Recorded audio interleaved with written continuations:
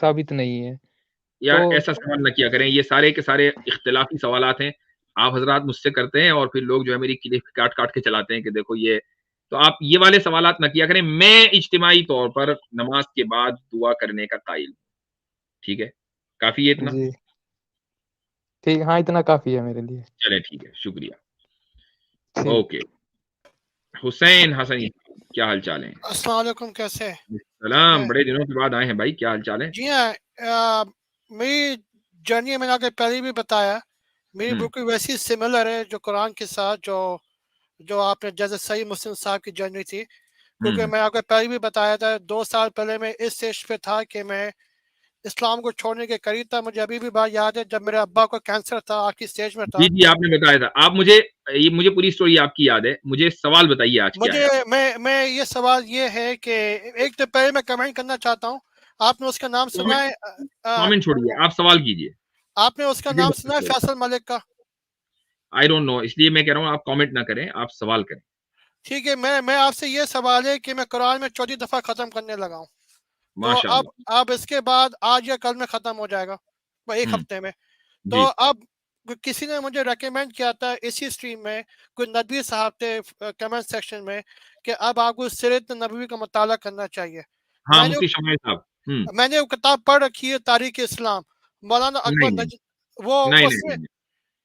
तो कौन-सी किताब पढ़ूँ? उर्दू में चाहिए, इंग्लिश में नहीं चाहिए।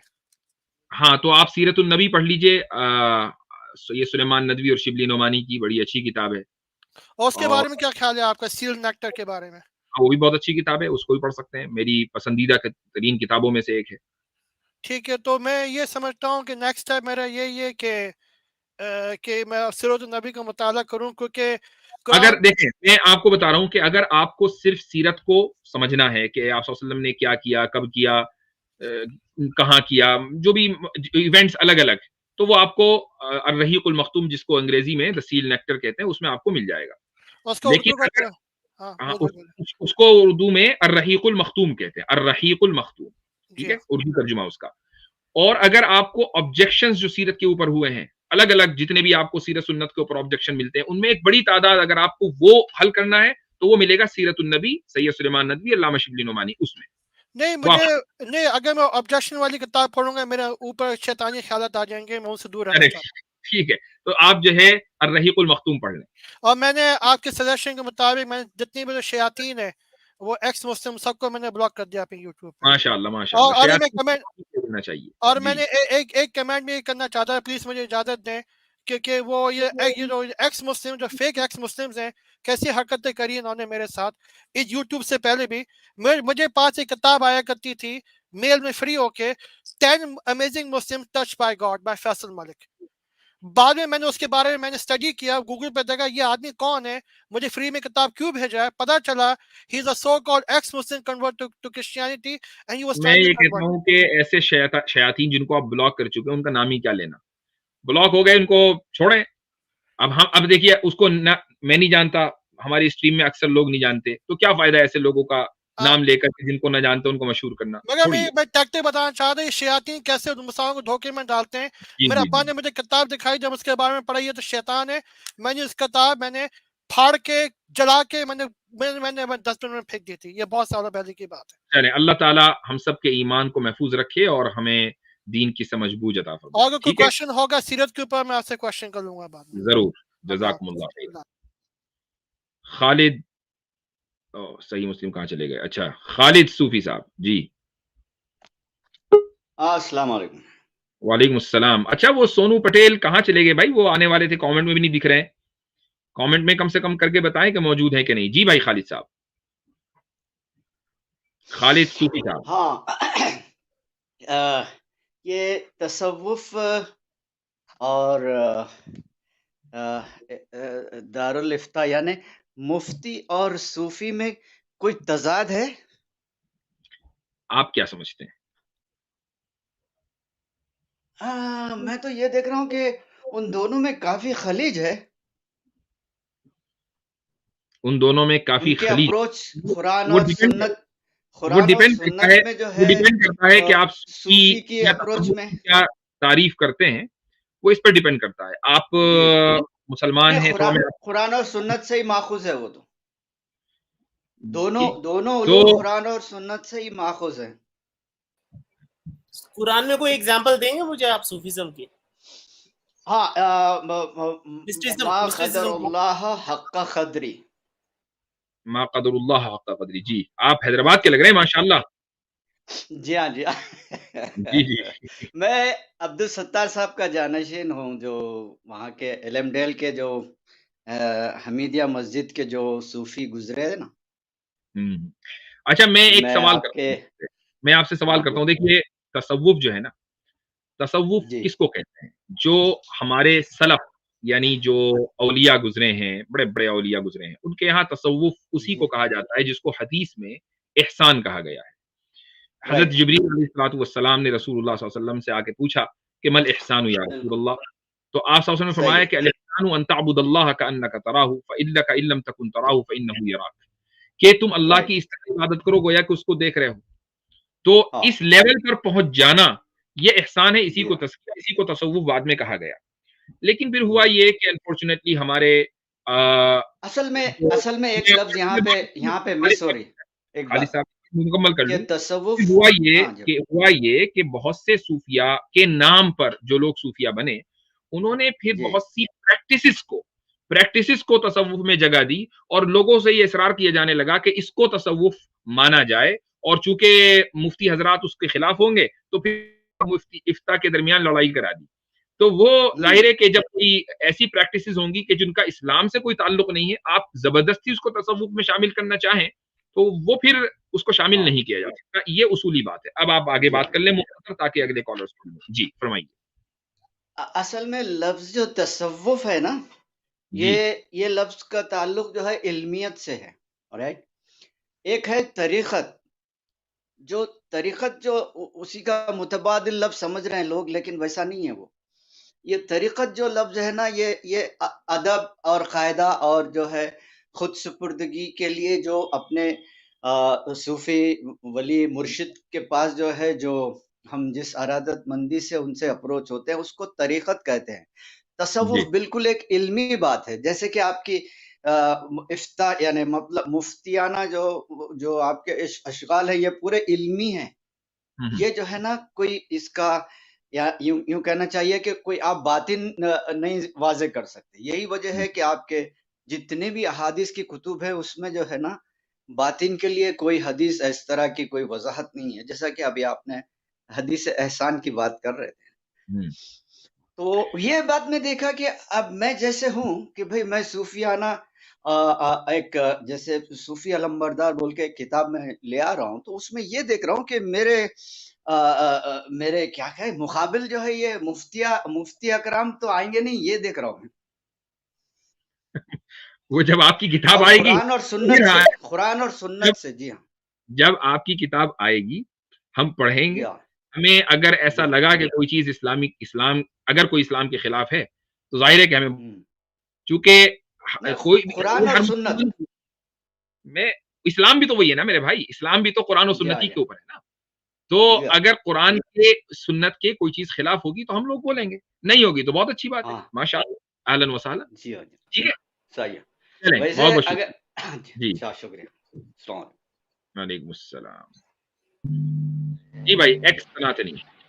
Uh, Thank you, sir. Thank you, sir, for taking me in. जी जनाब। सर मैं एक्चुअली एग्नोस्टिक हूँ एंड आवाज़ और आपकी बहुत घूँ-घूँ आ रही है आपकी, उसमें से कुछ माइक का बड़ा मसला है। अच्छा, just a minute sir, just a minute.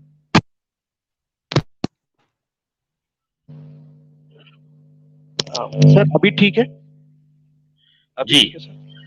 हुँ, हाँ ठीक है सर। सो मैं एग्नोस्टिक हूँ sir and I am in search of God और मुझे इस्लाम में दिलचस्पी है और मुझे पर्सनली लगता है कि Islam is a perfect religion. मतलब जैसे कि आप लोगों का ये मतलब जैसे जकात होता है, फिर जैसे कि मतलब रेसिज्म कुछ नहीं, डिविजन कुछ नहीं, और आप लोग रोजा रखते हो तो मतलब उसमें देखिए जो अमीर बंदा भी भूख क्या है प्यास क्या है जानेगा, तो उसके हुँ, हिसाब से उसकी हमदर्दी बढ़ेगी। तो ऐसे बहुत चीजें हैं इस्लाम में जो मुझे बहुत अच्छी लगती है, हुँ, लेकिन मुझे कुछ डाउट्स भी हैं और मैं ट्राई कर रहा हूँ उसको वो क्लियर करने के लिए, मुझे सेटिस्फैक्टरी आंसर्स नहीं मिल रहे हैं, तो वो एक प्रॉब्लम है। जी, तो आपका जो सबसे मजबूत आपको डाउट लगता है वो आप जी जी जी जी ठीक है।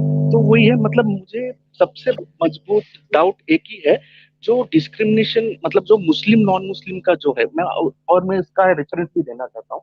तो Muslim non Muslim, for Muslims it is perfect religion, no doubt about it, है ना। तो उसमें मतलब वुमेन राइट्स भी है, जो दूसरे लोग झूठ बोलते हैं, वो एक्चुअली है नहीं, मैंने ठीक से पढ़ा, मुझे तो वुमेन्स के लिए वो बेटर लगा इस्लाम, मतलब जैसे कि वहाँ मेंस से भी ज्यादा राइट्स है वुमेन्स को। मेन को बोला जाता है कि आप उनका मतलब केयर करो, और मतलब their responsibility to care for them, ऐसा चीज हर जगह नहीं, दूसरे रिलीजन में नहीं है। और उनको सेफ, और उनको जो रिस्ट्रिक्शन बोला जाता है, it's for their own safety. तो वैसा मतलब है। वो तो मुझे जो आप कह रहे हैं मुस्लिम गैर मुस्लिम में डिस्क्रिमिनेशन, उसका उसको उस पर बात करते हैं। Yes sir, yes sir, yes sir. तो आप, हाँ सर, एक ही है, सही बुखारी 392। अच्छा, कुरान में आपको ऐसी कोई चीज नहीं नजर आई? नहीं सर, कुरान चलें 392 सही सही बुखारी 392। अगर आप मतलब ये वेब रेफरेंस बोलते हैं तो वॉल्यूम 1 बुक 8। अच्छा ठीक है, मैं समझ गया। उमिर तो नुकातिल नास हत्ता यक़ूलु ला इलाहा इल्लल्लाह। जी जी फरमाइए, ठीक है। तो हाँ सर, इसी में जो I have been ordered to fight people till they say none has the right to be worshipped but Allah, and if they say so, pray like our prayers, face our qibla and slaughter as we slaughter, then their blood and property will be sacred to us, and we will not interfere with them except legally, and the reckoning will be with Allah. And और दूसरा भी, O Abu Hamza, what makes the life and property of a person sacred? He replied, whoever says none has the right to be worshipped but Allah, faces our qibla during the prayers, prays like us, and eats our slaughtered animal, then he is a Muslim and has got the same rights and obligations as other Muslims have. चलिए ठीक है, इसी पर बात कर लेते हैं, इसी पर बात करते हैं। हदीस बहुत मशहूर है ये, और इसमें जो मेन प्रॉब्लम लोगों को लगती है वो ये कि आप सल्लल्लाहु अलैहि वसल्लम ये फरमा रहे हैं कि मुझे हुक्म दिया गया कि मैं लोगों से जंग करूं, यहाँ तक कि ये कह दें कि ला इलाहा इल्लल्लाह, अल्लाह के सिवा कोई माबूद नहीं। ठीक है, अच्छा मैं आपको थोड़ा सा म्यूट पे इसलिए कर रहा हूँ कि आपकी तरफ से बहुत शोर आ रहा है, तो मैं जब बात करूंगा तो मैं आपको म्यूट कर दूंगा, फिर मैं आपको जब आप बात करना चाहें तो अनम्यूट कर लीजिएगा। इससे पहले भी हमने इस मसले को कई मतलब समझाया, लेकिन मैं इंशाअल्लाह उम्मीद करूंगा कि चूंकि आपका ये सबसे मजबूत डाउट है तो इसको थोड़ा सा मैं तफसील से बयान कर दूं। देखिए, हदीस जो है वो कुरान करीम की इंटरप्रिटेशन है, यानी मोहम्मद सल्लल्लाहु अलैहि वसल्लम जो बात कहते हैं या तो कुरान करीम की इंटरप्रिटेशन कर रहे होते हैं, या कुरान करीम में अगर कोई पॉइंट नहीं अल्लाह ने बयान किया तो रसूलुल्लाह सल्लल्लाहु अलैहि वसल्लम हदीस के अंदर बयान करते हैं। और हमारा अकीदा ये है कि वो हदीस आप सल्लल्लाहु अलैहि वसल्लम के अल्फाज तो होते हैं, लेकिन जो कंटेंट है वो अल्लाह की तरफ से आया होता है। ठीक है, हैविंग सेड दैट, अब मैं आपको 2-3 आयतें भी सुनाना चाहूंगा। पहली आयत है सूरह अनफाल की, उसमें अल्लाह ताला फरमाता है, व इन जनहू लिस्सल्मी फजनह लहा व तवक्कल अला अल्लाह, कि अगर वो लोग, यानी दुश्मनों के बारे में बात हो रही है, कि अगर वो अमन की तरफ झुकाव करें, जनहू लिस्सल्मी, तो तुम भी ए मोहम्मद सल्लल्लाहु अलैहि वसल्लम झुको अमन की तरफ और अल्लाह के ऊपर तवक्कुल करो। ठीक है, ये एक आयत है सूरह अनफाल में।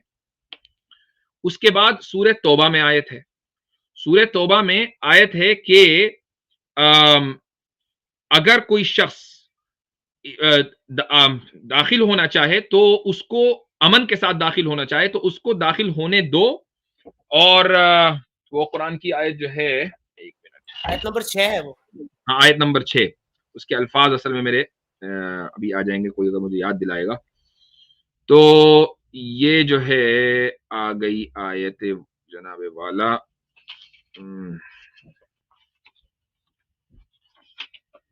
अच्छा जी, वइन अहदुम मिनल मुशरिकीन इस्तजारका फअजिरहु हत्ता यस्मा कलाम अल्लाह, कि अगर मुशरिकीन में से कोई शख्स इस्तजारका अमन हासिल करके आपके यहां आना चाहे, फअजिरहु, तो आप उसको आने दें यहां तक कि वो अल्लाह की बात सुन ले, अल्लाह का कलाम सुन ले, सुम्मा अबलिगहु मअमना, फिर उसको आप वहां पहुंचा दें जहां वो सेफ महसूस कर रहा है, यानी उसके मुल्क उसको जाने दें, उसके वतन उसको जाने दें, उसको वहां पहुंचा दें। एक आयत ये है, ठीक। उसके बाद एक आयत और है, ये आयत है आयत नंबर 29। इस आयत में अल्लाह ताला ये फरमाता है कि जो लोग अल्लाह पर और आखिरत पर ईमान नहीं लाते उनसे जंग करो, हत्ता, और आखिर में कहता है हत्ता युतुल जिजियता अन यदिन वहुम सागिरून, यहां तक कि वो जिजिया दे दें सब्जुगेट होकर, while they are subjugated to the rule of law। ये 3-4 आयतें और ये हदीस आप सामने रखें। अब ये सब आयतें सामने आने के बाद देखें, मुशरिकीन या एनिमीज का लफ्ज इस्तेमाल करूंगा ताकि सब लोगों को समझ में आ जाए, कई तरह के होते हैं, या गैर मुस्लिम कह लीजिए, कई तरह के होते हैं। कुछ गैर मुस्लिम वो होते हैं कि जो अमन कायम करना चाहते हैं और आपके साथ अमन के साथ रहना चाहते हैं।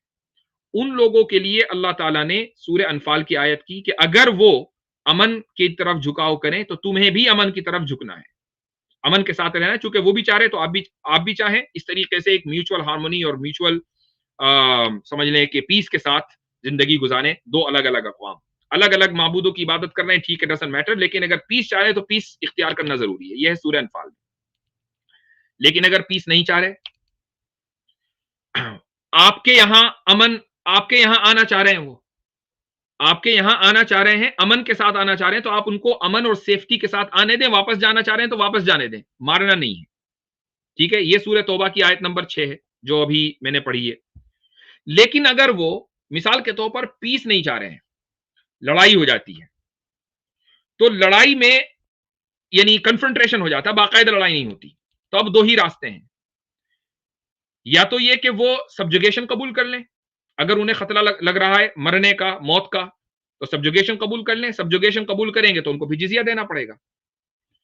और अगर वो सब्जुगेशन कबूल नहीं कर रहे हैं, लड़ाई पर आमादा हैं, तो फिर रसूलुल्लाह सल्लल्लाहु अलैहि वसल्लम ने फरमाया कि फिर मैं तब तक लड़ूंगा जब तक कि ला इलाहा इल्लल्लाह न कह दें। तो अब देखिए, आप के गैर मुस्लिम को सिर्फ यही ऑप्शन नहीं दिया कि नहीं मैं उसको मारा जाएगा जब तक कि ला इलाहा इल्लल्लाह न कह दे, उसके सामने ये भी ऑप्शन है कि अगर वो अमन इख्तियार करना चाहे तो अमन इख्तियार करना जरूरी है। और अमन वाली बात कुरान में की और लड़ाई वाली बात हदीस में की। हदीस का दर्जा सेकेंडरी है कुरान के मुकाबले में, कुरान का दर्जा प्राइमरी है। तो अमन की जो बात है वो कुरान करीम में है, लेकिन ये उस सूरत में अमन होगा जब सामने वाला अमन चाहेगा। सामने वाला अमन ही नहीं चाह रहा, वो लड़ाई पर आमादा है, तो जो सामने लड़ाई पर आमादा होगा तो आप भी उससे लड़ेंगे, क्योंकि अगर आप नहीं लड़ेंगे तो आपको खा जाएगा। तो इसलिए जब आप इन आयत और हदीसों को एक साथ रखेंगे तो कोई डिस्क्रिमिनेशन नहीं है। जी जनाब। Yes sir. तो बेसिकली आप ये बोलना चाहते हैं कि मतलब डिफेंसिव फाइट के बारे में यहाँ बात किया जा रहा है, राइट सर?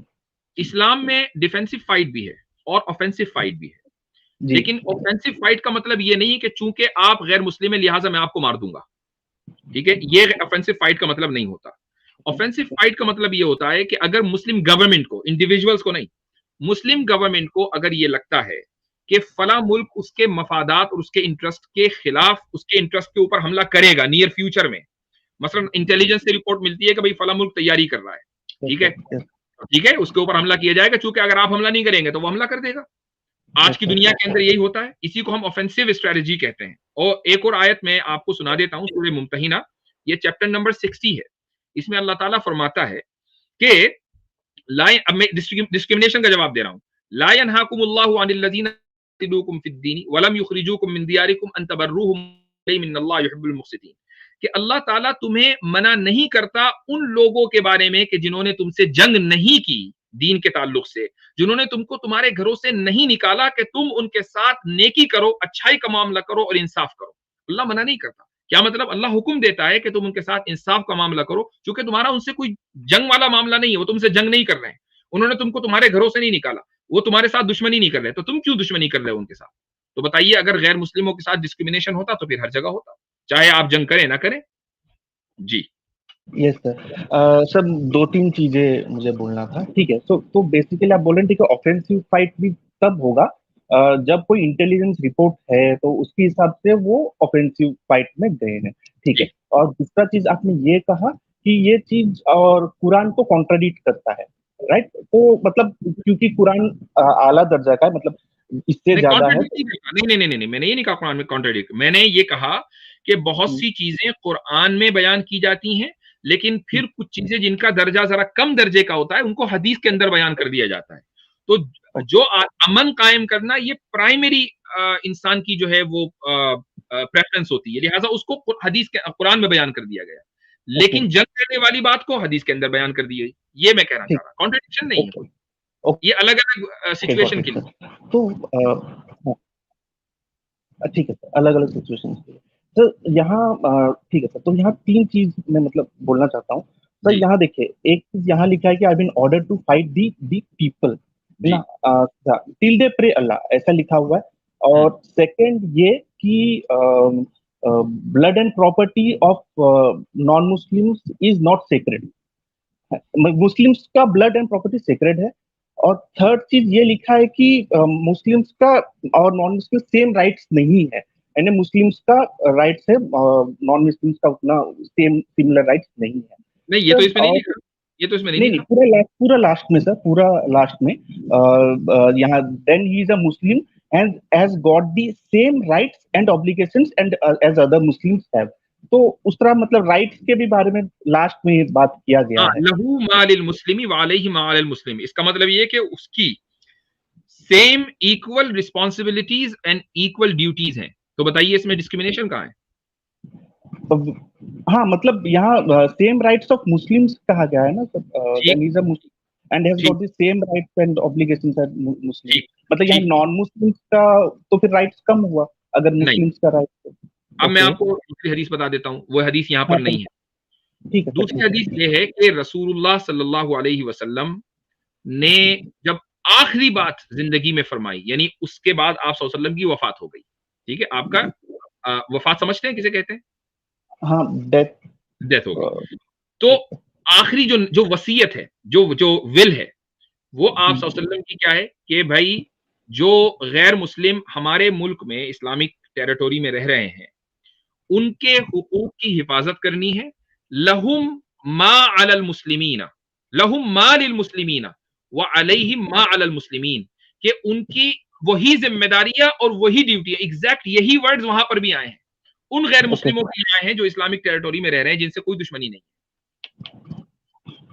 ठीक है सर, तो आपने ये कहा कि मतलब डिफेंसिव फाइट, ऑफेंसिव फाइट में, ऑफेंसिव फाइट भी तब किया जाता है जब इंटेलिजेंस हो, कुछ हो कि हाँ वो लोग अटैक करने वाले हैं, तो उसके लिए जस्टिफिकेशन जरूरी है। हाँ, जस्टिफिकेशन सर, लेकिन वही प्रॉब्लम है सर, विदाउट जस्टिफिकेशन भी फाइट किया गया है। फॉर एग्जाम्पल बनु खत्म, आप जानते होंगे, सही बुखारी 3012 प्लीज। बनु खत्म जो कोई भी वॉर बगैर जस्टिफिकेशन के नहीं हुई है। अब अगर किसी हदीस में, मैं बता रहा हूँ आपको, अगर मान लीजिए किसी हदीस में वो जस्टिफिकेशन आपको दिख नहीं रही है, इसका मतलब ये नहीं कि जस्टिफिकेशन नहीं है, क्योंकि उस हदीस का मकसद जस्टिफिकेशन बयान करना नहीं होता, बल्कि कुछ और बयान करना होता है कि भाई फला फाइट में ऐसा हुआ। किसी एक हदीस में मान लीजिए एक जुमला है, दो जुमले हैं, लेकिन इवेंट्स हजारों इवेंट्स हैं। मान लीजिए एक जंग के अंदर कितने इवेंट्स होंगे, पता नहीं कितने लोग कितनी बातें करेंगे, उसके पीछे एक बैकग्राउंड होगा, हजारों चीजें होंगी, लेकिन उस हदीस में सिर्फ एक जुमला आएगा। तो उस हदीस की बुनियाद पर हम पूरे उसको इवेंट को या पूरे इंसिडेंट को नहीं समझ सकते, पॉसिबल ही नहीं है।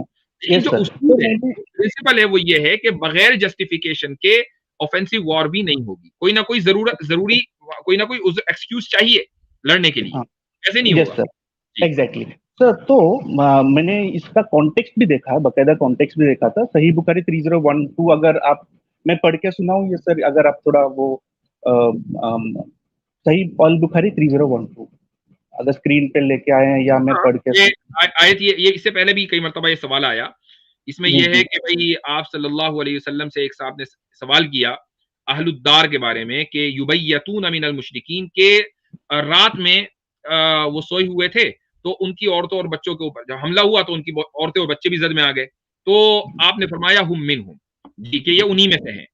जी, इस पर बताइए सवाल। हाँ, तो यहाँ देखिए, उन्होंने जब पूछा गया कि मतलब कि नाइट के टाइम में अगर हम बाई चांस कोलेटरल डैमेज में अगर वुमेन और चिल्ड्रन मर जा रहे हैं बाई चांस, तो फिर क्या हुआ? तो फिर उन्होंने सीधा कहा कि गुनाह नहीं है, because they are from pagans, यानी दे आर नॉन मुस्लिम्स हैं, तो उसीलिए अगर मर भी जाते हैं तो कोई नहीं। उनका जो यहाँ जो रीजन ही दिए हैं कि हाँ नॉन मुस्लिम्स ही तो हैं, मर गए तो मर गए, वो चीज से मुझे मतलब थोड़ा सा प्रॉब्लम है। मतलब अगर वो ये बोलते अरे नहीं जंग है, जंग में तो वैसे बाई चांस तो डेथ होता है, क्या कर सकते हैं, यही तो वो बोला है, अलग है। यही बोला है नहीं सर सनातनी समाज। उन्होंने, नहीं सर मैं उन्होंने जवाब दे रहा हूँ। देखिए, सवाल करने वाले ने ये कहा कि मुशरिकों के इलाके के ऊपर हमला हुआ, कुछ औरतें और बच्चे भी उस कोलैटरल डैमेज में आ गए, यानी वो भी हमले का शिकार हो गए, तो अब क्या करें? तो आपने ये नहीं कहा, आप सल्लल्लाहु अलैहि वसल्लम ने ये कहा हुम मिनहुम, वो उन्हीं में से हैं। क्या मतलब है? जिस तरीके से अगर मर्द हलाक होते और हमारे ऊपर कोई उनकी दियत वगैरह वाजिब ना होती, कोई ब्लड मनी हमें ना देना पड़ता, अब अगर बच्चे और औरतें हलाक हुए हैं चूंकि वहां मौजूद थे, तो जंग के अंदर कोलैटरल डैमेज होता है। तो ऐसा नहीं है कि बच्चों और औरतों के हलाक होने की वजह से अब इस्लामिक गवर्नमेंट को कोई कंपनसेशन देना होगा, ऐसा नहीं है। लेकिन आप सल्लल्लाहु अलैहि वसल्लम ने एक सेपरेट डिक्लेरेशन में लोगों को, अपने जो सोल्जर्स हैं उनको बाकायदा हुक्म दिया कि बच्चों और औरतों को कत्ल नहीं करना है। आपने वो डिक्लेरेशन पढ़ा है कहीं या नहीं पढ़ा? नहीं सर वो जानता हूँ सर, उन्होंने अब आप जब ये जानते हैं कि ये डिक्लेरेशन मौजूद है, तो सवाल करने वाला ये सवाल कर रहा है कि इत्तेफाकन अगर मर गए तो क्या हमारे ऊपर उसकी कोई फाइनेंशियल लायबिलिटी है? नहीं, कोई फाइनेंशियल लायबिलिटी नहीं, कोई फाइनेंस, क्योंकि जंग के अंदर लोग मरते हैं। अब आप देखें मिसाल के तौर पर, मैं उसको जस्टिफाई नहीं कर रहा हूं, लेकिन यूक्रेन के ऊपर रशिया ने बमबारी की, कितने ही बच्चे मरे। अमेरिका ने अफगानिस्तान और इराक के ऊपर बमबारी की, कितनी ही औरतें और बच्चे मरे। उसके बाद क्या हुआ? We are sorry. क्या पूरी दुनिया ने अमेरिका से मुतालबा किया कि भाई ये जो तुमने बच्चे मार दिए, जितने टोटल बच्चे मरे हैं उसमें 1/3 जो है, जितने टोटल विक्टिम्स हैं अफगानिस्तान में उसमें 1/3 बच्चे हैं, ठीक है? और ऐसा इस बात का इम्कान है कि जानबूझकर मारे हों, इम्कान है, पॉसिबिलिटी, मैं नहीं कह रहा हूं कि मारे, पॉसिबिलिटी है। क्योंकि आज की इतनी एडवांस टेक्नोलॉजी में जब आप जमीन के अंदर का देख सकते हैं, आपको ये नहीं नजर आ रहा कि बच्चे हैं कि औरतें हैं, लेकिन आप उनके ऊपर मिसाइल गिरा रहे हैं। लेकिन क्या पूरी दुनिया ने मिलकर अमेरिका से या यूनाइटेड नेशन ने या नेटो से मुतालबा किया कि भाई तुमने इतने बच्चे मार दिए, उनकी जिम्मेदारी लो और उनको कॉम्पनसेशन दो, उनके घर वालों को? नहीं, कोई कॉम्पनसेशन नहीं, क्योंकि जंग का उसूल है कि कोलैटरल डैमेज का कोई कॉम्पनसेशन नहीं होता। यही इस हदीस के अंदर बयान किया जा रहा है, हुम मिनहुम, उसका कोई कॉम्पनसेशन नहीं। सर लेकिन रीजनिंग भी तो उन्होंने ये दिया ना कि दे आर फ्रॉम पैगन, यानी they are from non Muslims, the children and women are from non Muslims. क्योंकि मुशरिकीन का जो लफ्ज है इस हदीस के अंदर दुश्मन के लिए इस्तेमाल हुआ है, तो चूंकि वो दुश्मनों के एरिया में है, दुश्मनों के, तो अब हमारे ऊपर उसकी कोई जिम्मेदारी नहीं है अगर इत्तेफाकन इस तरह का हादसा हो जाए। लेकिन जो प्राइम डिक्लेरेशन का वो ये है कि बच्चों और औरतों को नहीं मारना। तो अगर ऐसा वाकया इत्तेफाकन हो जाए तो क्या मुस्लिम हुकूमत कॉम्पनसेशन देगी? नहीं देगी। ये पॉइंट है उस हदीस का। ओके ठीक है सर। तो ये इसी का मतलब लास्ट ये बोलना था। आपने ये कहा कि ऑफेंसिव फाइट भी विद जस्टिफिकेशन किया जाता है सर, लेकिन एक ये है बुखारी हदीस 4355, उसमें जो बनु खत्म है ना सर, धू आई खलासा जो एक ये था, क्या उसे बोलते हैं, एक आइडल, हाँ एक आइडल था, आइडल तो वो, और हाँ उसका, हाँ यस सर, तो यस सर, हाँ तो उसमें मतलब सवाल समझ गया मैं, मेरे पास जवाब, मैं जवाब रेडी है, जवाब सुन लीजिए, सवाल समझ चुका। ठीक है, मैं बस खलासा नामी एक टेंपल था, आप सल्लल्लाहु अलैहि वसल्लम ने एक सोल्जर्स भेजे कि भाई जाकर उसको डिस्ट्रॉय करके आओ, ठीक है? तो गए वहां पर, डिस्ट्रॉय कर दिया, यही तो है ना? अब और भी है सर, उसमें हाँ उन्होंने डायरेक्ट बोला कि उसको डिस्ट्रॉय करो, और उसमें 3 डिफेंस दो, तो फिर वहां जो प्रे, और यहाँ वो भी बोला गया कि उनको मारो, तो फिर वहां से 300 लोगों को मारा भी गया था, बनु खत्म और ऐसे लोगों जो वहां मतलब ये थे जो पूजा कर रहे थे वो दरू खलासा में, मतलब वहां पहले 300 लोगों को मारा गया था। तो मैं अब आपको बताता हूँ, हालांकि सही वाकया ये है कि वहां एक पुजारी बैठा हुआ था, तो वो अड़ गया, तो उससे कहा गया कि यहाँ से निकल ले वरना कत्ल होगा, तो वो भाग गया, ठीक है? इतना वाकया सही रिवायतों के अंदर मिलता है। लेकिन जुल खलासा का मैं वाकया आप हजरात को बता देता हूँ, ये बहुत से लोग सवाल करते हैं, आई नो मैं इससे पहले जवाब दे चुका हूँ, लेकिन मुख्तसर जवाब देता हूँ, और मुख्तसर जवाब जो है मैं एक एनोलॉजी के जरिए दूंगा। वो एनोलॉजी ये है कि आप इंडिया में रहते होंगे यकीनन। हाँ यस सर, इंडिया, मुंबई। अच्छा, मुंबई में रहते हैं। आप मुंबई में अपने दोस्तों को लें और मान लीजिए आपके 100 दोस्त हैं, 1000 दोस्त हैं, आप सब 1000 लोगों को आपने जमा किया और आपने ये कहा कि ये जो हमारा मोहल्ला है